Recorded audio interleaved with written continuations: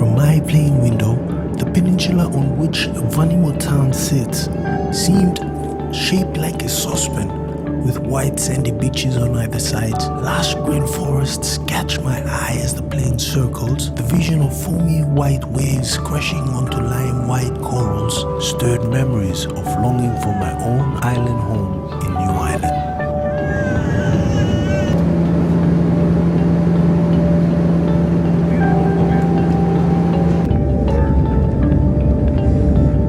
As the plane draws near to land, the trees look more vivid and dark with age. Houses form little villages lined with neat shrubs along the outskirts of the hamlets. The road, like a silver stretch of ink drawn neatly by a child, runs along the coast and disappears into the hinterlands.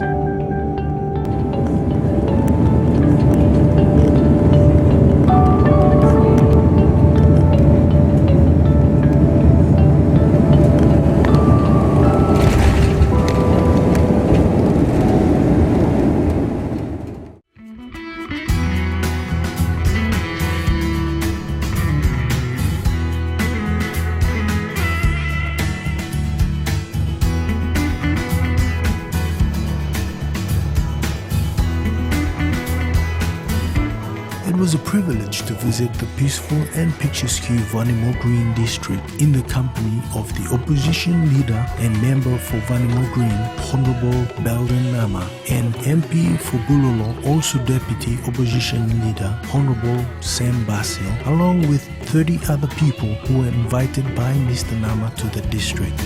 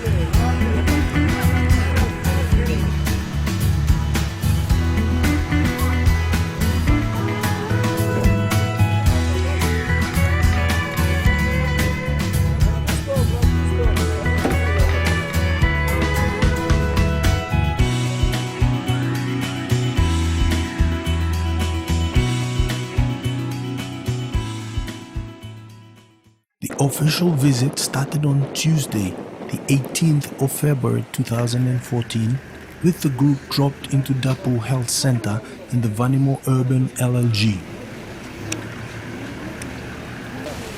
Deputy Opposition Leader, almost Sam Basil ma'am. People come around looking more projects now. Because plan the line on work, not talk, we don't working more projects for district. So people come looking more project. We like talks how people of Vanimo Green, people of country also. People starting more projects, but planning up where projects start, let me plan on completing because government and me frustrating people want them more. On these side people don't know regulation. So I'm example health center where me put the money come, upside them complete only use him. Upper side complete yet because some money where me plan budgeting for this like government releasing money come. It's not side complete put yet. Because people are waiting some money come yet now. Government 7 million kilo only made. Come on releasing more of the money come now, but me put it too low. Okay, basically we have not really completed the health center. The effect of it you can see. The outpatient is over here, and that's where they attend to the maternity ward for the kids. Because the government has been frustrating the funding to the district. The government has not released most of our funding. And our medical officers, they sit outside and they give the inside to treat the patients. Planning might only criticize not talk about Vanimo Green in a walking walk. Me walking, making walk, but national government releasing more of the funds in order to make complete more projects for me. Make a dream for me in the district. Now I'm one kind of Bulolo, Sample projects why member of the Bulola plan the walking land, Emino roll him out. Sample people walking the dinner also. One kind of night of four districts were established in opposition. So even back inside now, looking on health center. The center opened its treatment, observation and counseling room to the entourage, showing the facility's capacity to cater for the people in the area despite an incomplete wing at the back of the center.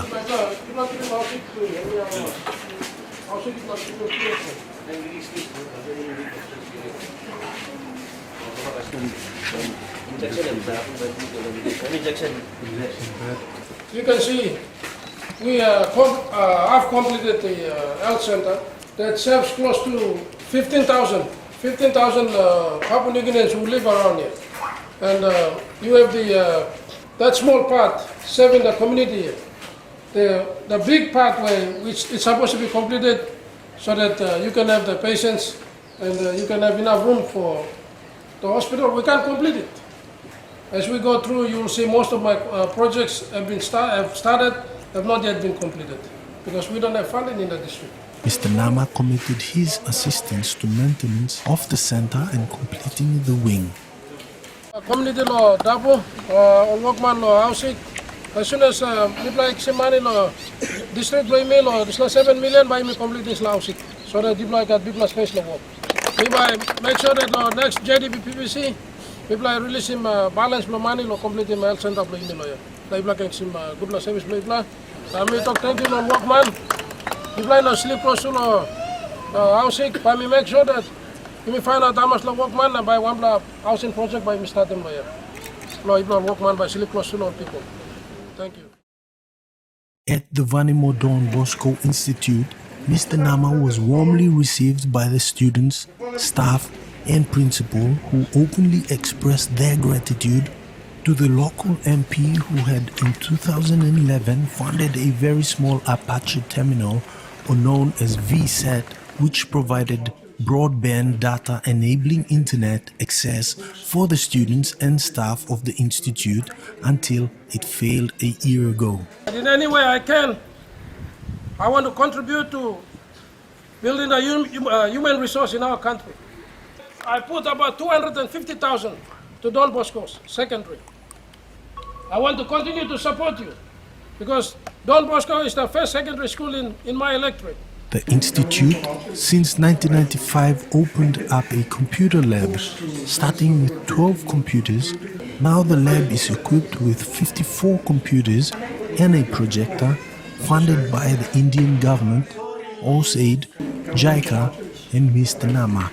In addition to that, there were at least 7 to 10 visits funded and installed by Mr. Nama and his company throughout the electorate. When I first arrived, there were only 12 computers in here. But I tried to look around and I got support from our development partners around and was able to fit in 54 computers. And right now the students to computer ratio is 1:1, which is excellent. We also have other things being supported by development partners around. The Julene, USAID, Indian government also came into our aid. JICA, all these development partners that we have are coming and supporting us with whatever we are asking for. And also not forgetting the support coming from the district and the MP. Now we have Vanimo Secondary. I have 2 secondary schools and a high school in Green River. I want to ask you, Principal, is that you have my support. You have my total support. I will do what I can to help you, but you must help yourself. That is the only way to go. Mr. Nama took the group for a drive on the much-debated 15-kilometer Pasi Krisa Road, which he built with the Log Export Levy Timber Rights Permit, or known as TRP, for blocks 1 to 6 at a cost of 9.9 million. The drive was a long, smooth ride, and with the wind blowing in from the window, combined with the humming of the vehicle engine, we were almost lulled to sleep. I built with 9.9 million from the Log Export Development Levy. The Log Export Development Levy is the money collected from the logs harvested from this area.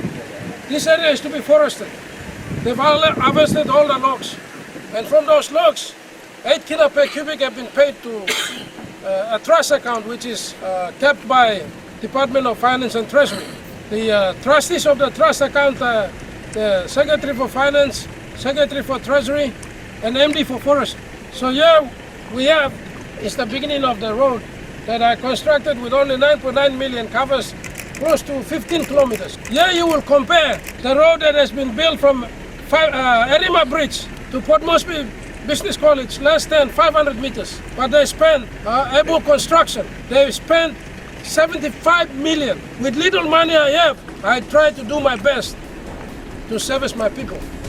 The jolting comparison between the collapsing 75 million 200-meter road at 5 Mile in Port Moresby and this road rouses us to enjoy the true workmanship of the road. During the last leg of the day's journey, we were taken to a beautiful Catholic church in the Warmoy village where Mr. Nama had donated a check of 50,000 kina the week before. Thank you. Fish? Thank you. Fish go.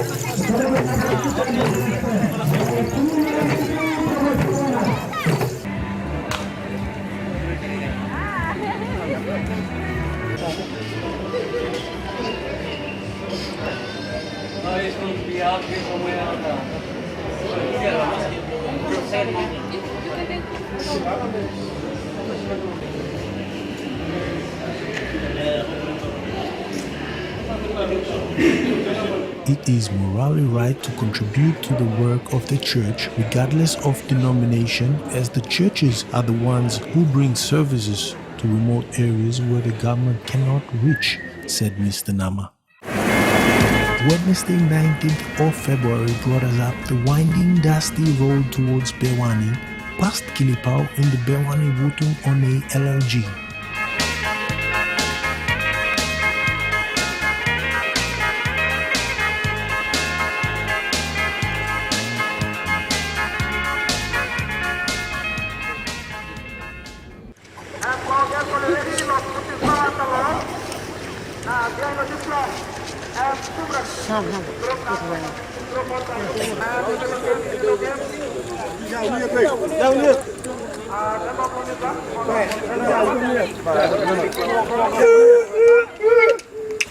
Kilipau village has its own health center as well, but lacks rural electrification.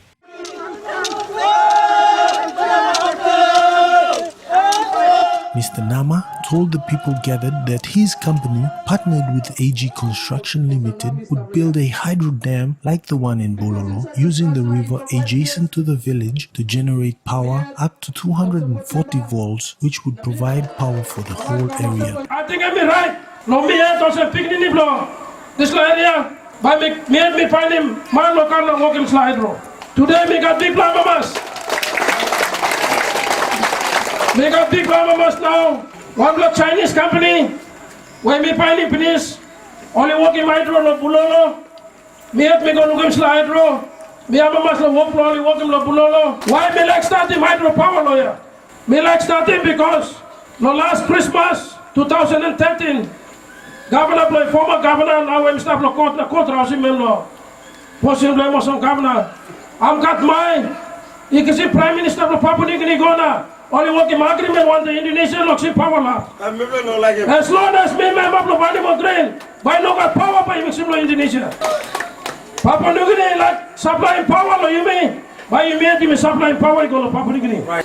So make a big plumbermas today, and me help me put the first 2 million can go down. Nobody me come up with the power project. No Pulolo, and me take him on more than less than 12 months.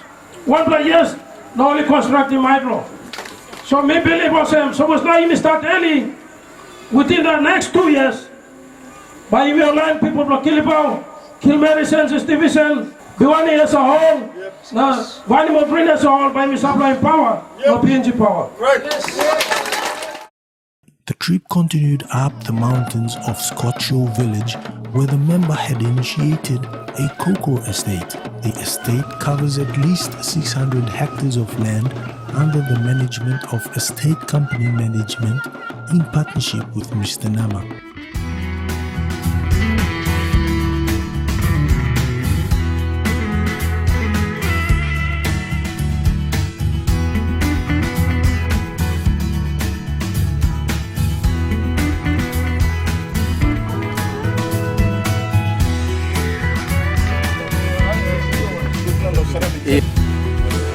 A cocoa dryer was also showcased at the visit.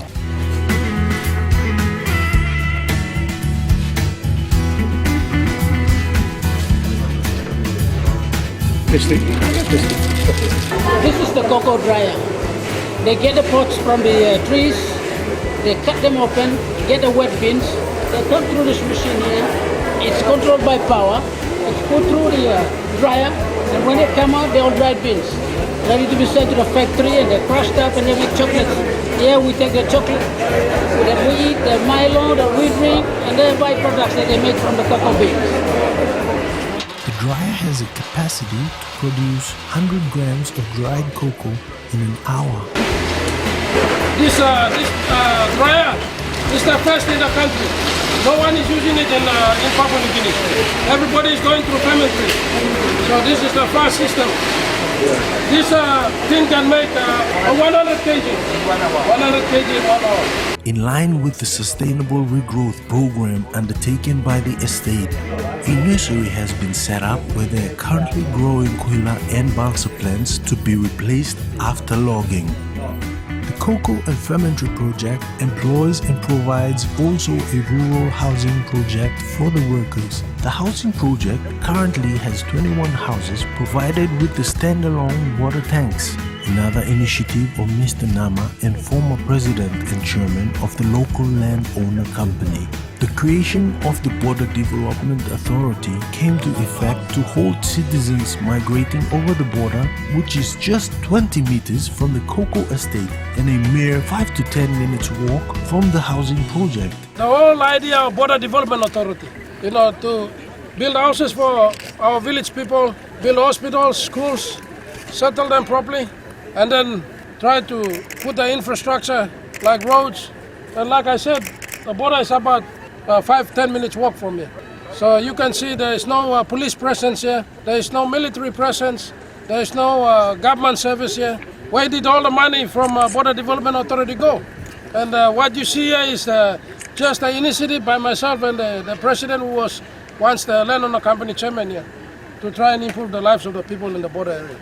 Due to lack of attention from the successive governments, more than 15,000 people have moved over to the Indonesian side in search of the availability of services and infrastructure. Customary land, however, extends over 15 kilometers past the border. Therefore, there are probable signs of unmonitored export taking place, showing total disregard by the government in regards to the border concerns and provision of the service for the people. Lack of Papua New Guinean military and police presence so close to the border was very surprising, considering untimely intrusion by the Indonesian soldiers. Yeah, there are already signs of, when I walked past the border the other day, there are women exporting betel nut. And I believe that there are some other resources along the border to the western province, like wildlife and even cocoa and gold, eaglewood. Yeah. And those products, they've been taken to Indonesia. They've traded in Indonesian currency, and they bring the Indonesian currency back. When they need food, they go back and spend the money. And so, really, it's a sign of Papua New Guinea not showing interest in our bordering villages, and it's very dangerous and very serious that we have to start thinking about it as politicians. And I'm glad that I'm here today to witness this issues. The activities I'm doing on the border is to move Papua New Guinean citizens to occupy their land next to the border. Something that has been neglected over many years since independence. So that's why I said, the idea of me creating the Border Development Authority was to create activities along the border, build houses for the people, hospitals, schools, build roads, so that our people know that their government is interested in them, to provide the necessary services. Because in many years, my people living on the border have been going across and getting service from the other side.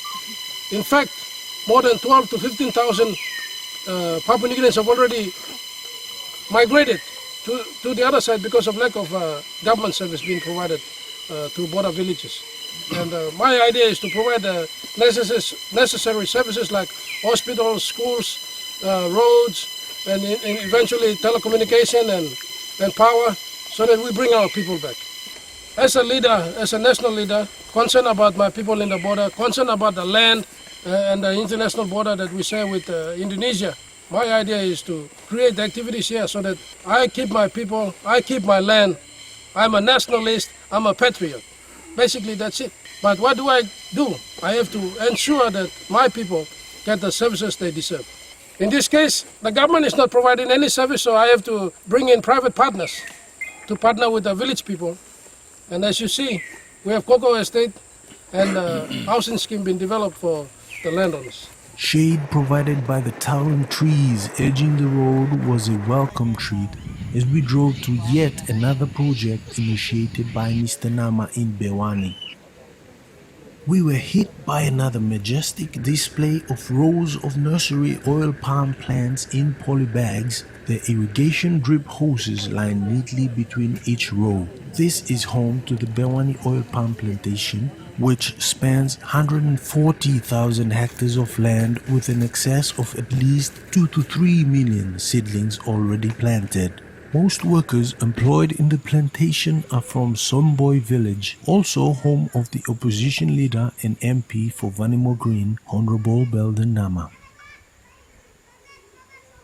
Another similar setup was seen at Imbio village, a further hour's drive past Somboy, where 2,500 hectares of land had already been planted with oil palm out of the total land mass of 300,000 hectares set aside for this project. The landowner company requested construction of an oil mill so that the production can be done here, saving the cost of exporting overseas for production. It's a lot of palm in current penis. And current penis start lawyer calling up. Phase 1. You got not long up, absolutely water, and then phase 2. So I got a total hectares and 2,500, close to 3,000 plus hectares already planted. Now, ibe mo got a fruit finish. So now me come sing out long, a local member of me, authorities long. Me like an oil mill must Arab stop.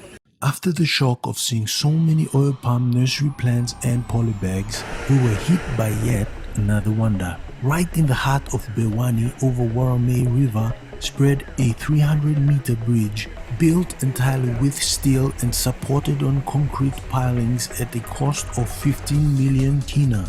This is one of the 7 bridges built of the same material along the Bewani Road by Mr. Nama and his local company. Sunlight glinted off steel as we drove over the bridge to the other side. We were expecting groans from the metal as our convoy of vehicles passed over, but to our surprise, there was nothing. This is again an example of sheer combined effort by the local MP and his company to provide services in an area where successive governments has forgotten and neglected. The effort to bridge roads inaccessible because of the rivers which transform into torrents after rains is an unprecedented act which depicts humility and utter concern for the people by the MP. This bridge has been here for 7 years now, all-weather steel bridge. Most of the government-funded bridges have collapsed, but I have built similar bridges, about 7 to 10 along the highway, all the way leading up to 3 of my LLGs, Walsa LLG, Amanam LLG, and Green River LLG. People here have been using these bridges to travel safely to town, the Bewani station, in between the estates and villages. Due to the lack of attention from previous governments, has not fallen to the current local MP, who has taken up the task with pride and honor. And I will not stop to build these bridges at no cost to government on the national on the national government gazetted highway. Therefore, the partnership with the private developers and contractors for the self-sustainment, despite the slow wiring of DSIP funds to the district, Mr. Nama has pushed ahead with his project and commitments, setting the precedence for the future generation of the scenic electorate of Vanimo Green. Terima kasih.